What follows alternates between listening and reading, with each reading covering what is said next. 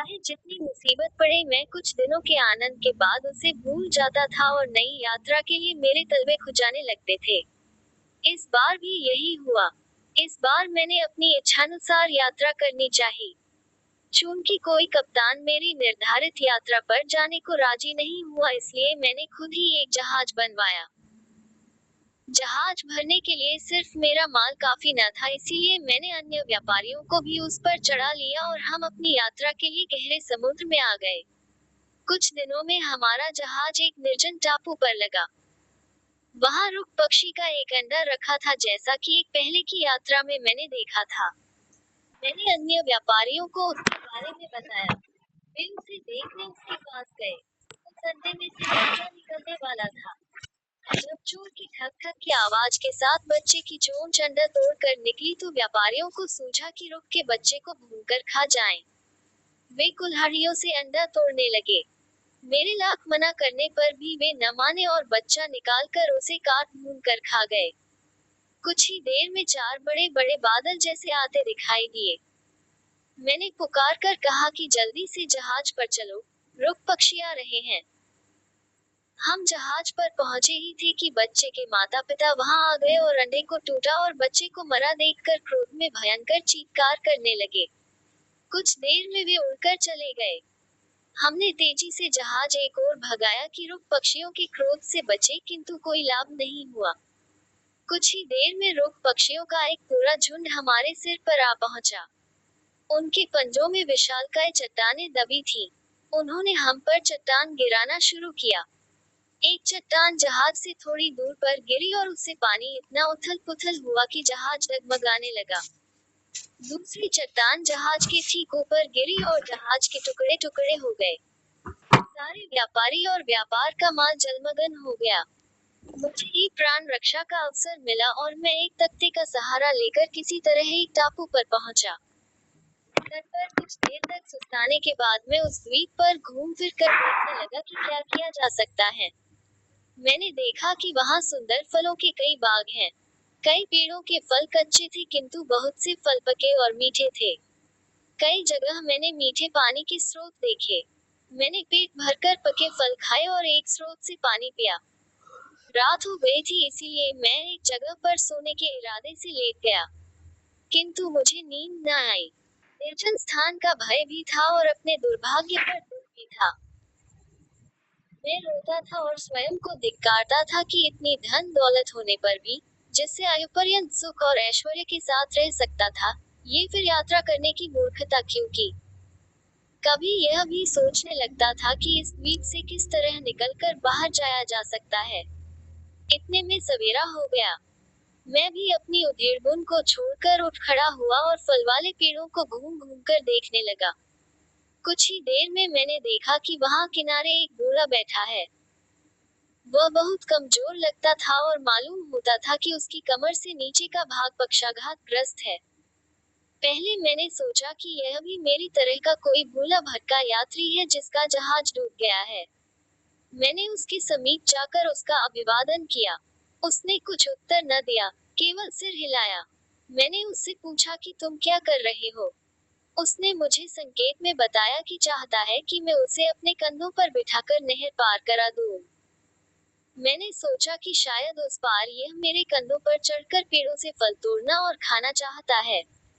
मैंने उसे अपनी गर्दन पर चढ़ा लिया। अब मुझे वह बात याद आती है तो हंसता हूँ। नहर के पार जाकर मैंने उतारना चाहा तो वह बूढ़ा, जो बिल्कुल मरियल लगता था, एकदम से शक्तिवान हो गया।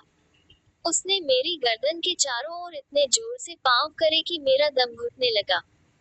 मेरी आंखें बाहर को निकलने को हुई और मैं अचेत होकर गिर पड़ा।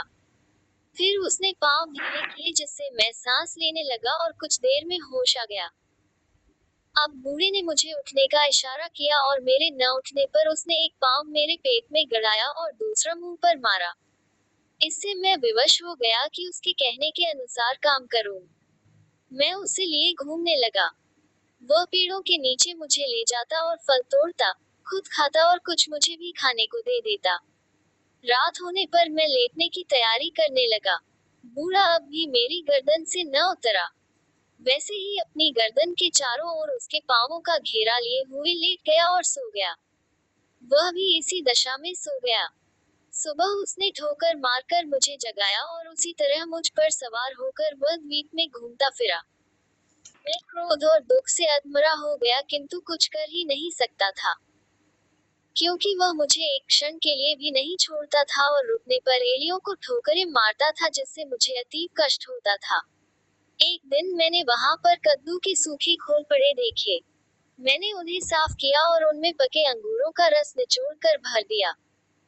कुछ दिनों बाद फिर भूखा हुआ वहां गया तो देखा कि उससे खमीर उठ गया है और वह मदिरा बन गया है। मैं बहुत कमजोर हो गया था, इसीलिए स्वयं को शक्ति देने का यह उपाय किया था। मैंने थोड़ी सी शराब पी और मुझ में शक्ति आ गई। मैं तेजी से चलने लगा और गाने भी लगा। बूढ़े को ये देखकर आश्चर्य हुआ। उसने इशारे से एक कद्दू की शराब देने के लिए कहा। मैं तो दो चार घूंट ही लेता था। उसे थोड़ी मदिरा पीकर आनंद आया तो वह एकदम से पूरे कद्दू की शराब पी गया। इससे उसे तेज नशा चढ़ आया। वह गाने लगा और झूमने और डगमगाने लगा। जब मेरी गर्दन पर उसकी पकड़ ढीली हो गई तो मैंने उसे पृथ्वी पर पटक दिया। उसके गिरते ही मैंने एक पत्थर से उसका सिर कुचल कुचल कर उसे मार डाला। मुझे उसी पकड़ से छूटकर बड़ा सुख मिला और मैं समुद्र तट पर आ गया। संयोग से उसी समय एक जहाज के कुछ लोग जहाज में मीठा पानी भरने उस द्वीप में उतरे। उन्हें मेरी कहानी सुनकर बड़ा आश्चर्य हुआ। उन्होंने कहा, क्या तुम सचमुच इस बूढ़े के हाथ पड़े थे? उसने तो न जाने कितनों को इसी तरह दौड़ाकर और गला घोंटकर मार डाला है। उसके हाथ से कोई नहीं बचा। तुम वास्तव में बहुत भाग्यशाली हो। इस द्वीप के अंदर कोई नहीं जाता, सभी इसे भय खाते हैं। फिर वे मुझे अपने जहाज पर ले आए।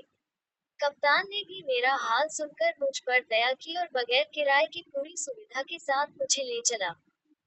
यात्रा के दौरान एक बड़े व्यापारी से मेरी गहरी मित्रता हो गई। एक अन्य द्वीप पर पहुंचकर उस व्यापारी ने अपने कई नौकर जमीन पर भेजे और मुझे एक टोकरा देकर कहा कि इनके साथ चले जाओ और जैसा ये करे वैसा ही तुम भी करना और इनसे अलग न होना वरना बड़ी मुसीबत में फंस जाओगे। मैं सब आदमियों के साथ टापू पर उतर गया। द्वीप पर नारियल के बहुत से पेड़ थे किंतु वे इतने ऊंचे थे कि उन पर चढ़ना असंभव लगता था। वहां बहुत से बंदर भी थे। वे हमारे डर से तुरंत पेड़ों पर चढ़ गए। अब मेरे साथियों ने ये किया कि ढीले पत्थर जमा किए और बंदरों पर फेंकने लगे। मैंने भी ऐसे ही किया। बंदर क्रोध में आकर नारियल तोड़ तोड़ कर हम लोगों के सिरों पर फेंकने लगे। कुछ ही देर में सारी जमीन पर नारियल बिछ गए।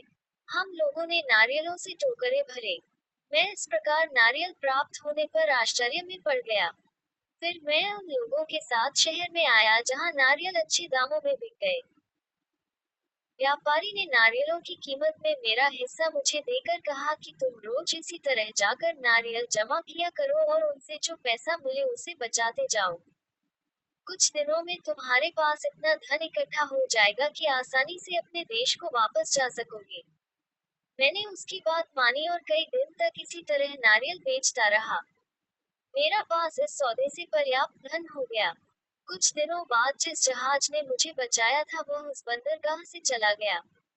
मैं वहीं रुक गया क्योंकि मैं दूसरी ओर जाना चाहता था। मैंने बहुत से नारियल अपने पास भी जमा कर लिए थे। कुछ दिनों में एक जहाज उधर जाने वाला आया जिधर मैं जाना चाहता था। मैं अपनी नारियल की खेप लेकर सवार हुआ। वहां से जहाज उस द्वीप में आया जहां काली मिर्च पैदा होती है। वहां से हम लोग उस टापू में गए जहां चंदन और आबनूस के पेड़ बहुतायत से हैं। वहां के निवासी न तो मदिरा पान करते हैं न अन्य किसी प्रकार के कुकर्म करते हैं। उन दोनों द्वीपों में मैंने नारियल बेचकर काली मिर्च और चंदन खरीदा। इसके अतिरिक्त कई अन्य व्यापारियों की सलाह से मैं समुद्र से मोती निकलवाने की योजना में उनका भागीदार बन गया। हम लोगों ने बहुत से गोताखोरों को मजदूरी पर लगाया। भगवान की कुछ ऐसी कृपा हुई कि मेरे गोताखोरों ने अन्य गोताखोरों की अपेक्षा कहीं अधिक मोती निकाले और मेरे मोती अन्य मोतियों से बड़े और सुडौल भी थे। इसके बाद मैं एक जहाज पर बसरा बंदरगाह आ गया। वहां पर मैंने काली मिर्च, चंदन और मोतियों को बेचा तो मेरी आशा से कहीं अधिक लाभ हुआ। मैंने उसका 10वां भाग दान में दे दिया और अपने सुख सुविधा की वस्तुएं खरीद कर बगदाद में अपने घर पर आकर रहने लगा। 5वीं यात्रा का वृतांत सुनाकर सिंदबाद ने हिंदबाद को फिर 400 दीनारें दी और उसे तथा अन्य मित्रों को विदा करके अगले दिन फिर नया यात्रा वृतांत सुनने के लिए आमंत्रित किया। अगले दिन सब आए और खाना पीना होने के बाद यात्रा वृतांत आरंभ हो गया।